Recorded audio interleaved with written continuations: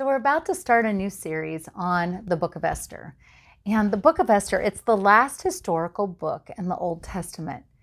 This particular story is an amazing story to read because nowhere in the book do they actually name God.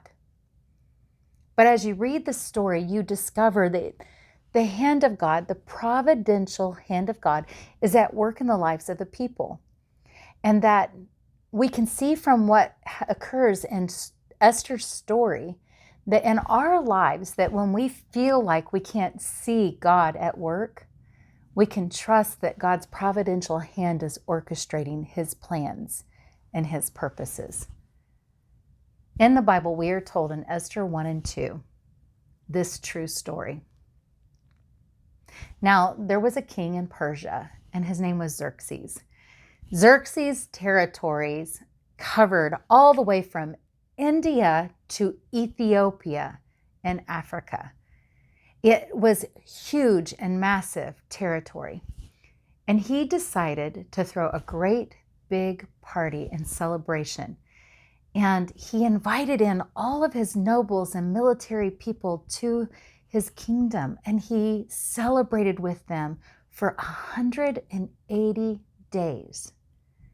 Now, when he had gotten through the 180 days, he then decided to throw another party, and he threw this one in his own courtyard amongst his people. From the greatest to the least, he welcomed them in, and he provided them everything that they could ever want. He had decorated the kingdom with these beautiful white drapes and these silver cords and purple cords. And he had tile that was exquisite on the courtyard floor. And he had silver and gold couches around and blue and white drapes. And he had gold goblets, each one uniquely designed, made for the people to drink from. And he told the servants, you give them whatever they want. Allow them to drink and have whatever. And it was at this point, after having drunk much that week, that he said to his attendants, go get my queen, Vashti. Tell her to put on her crown and come in and show her beauty. And so the attendants went to go find Queen Vashti. And she was in another part of the palace, and she herself was throwing a party in behalf of the women that were there. And when she heard what the king wanted, she said no. The attendants went back and they told the king, and this made him very angry because she didn't do what he had asked her to do. And he said to them, you advisors know the law, and you know I have asked her to come and she has refused. What should I do? And the advisor said, what she has done, she hasn't done just to you, O king. If it pleases you, this is what you should do. You should have an edict made and write in the edict that every woman must respect and honor her husband, because with what she has done, women everywhere are going to think it's okay that they can disrespect their husbands. Well, the king really liked the advice that they gave.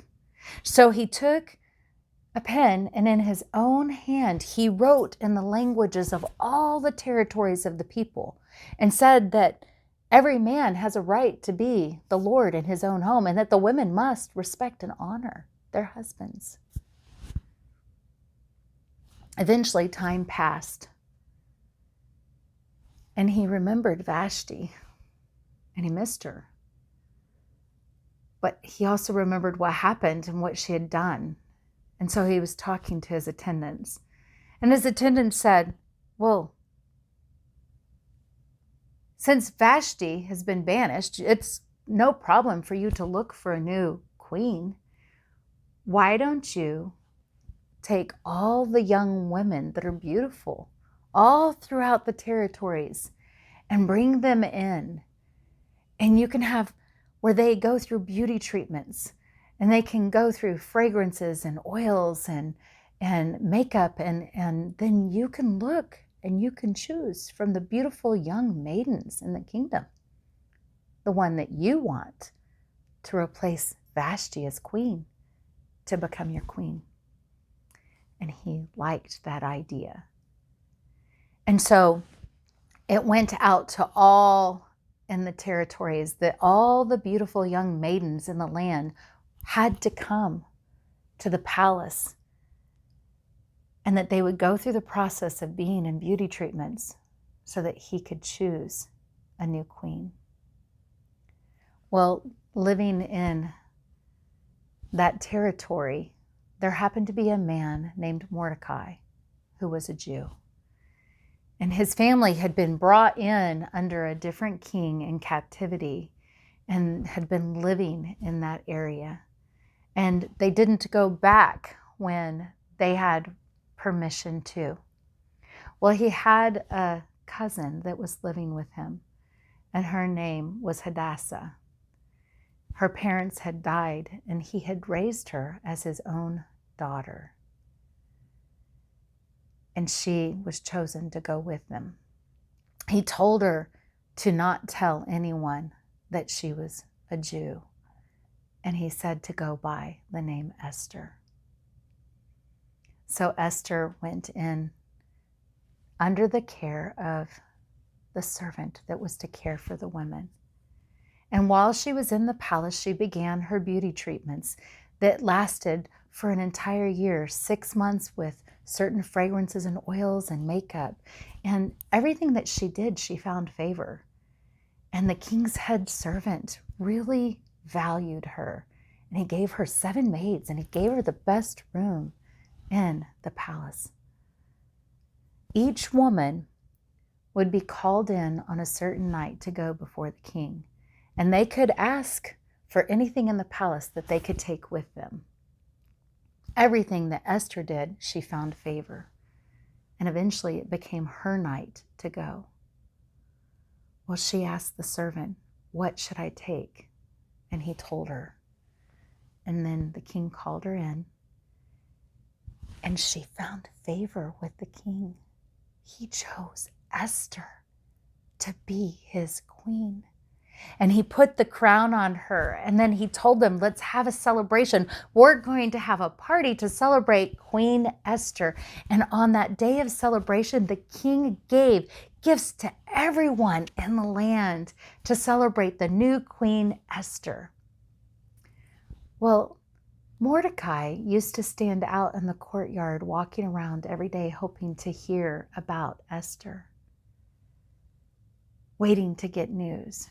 And one day as he was out at the gate, he had heard 2 of the king's attendants out there talking, and they were plotting to kill the king.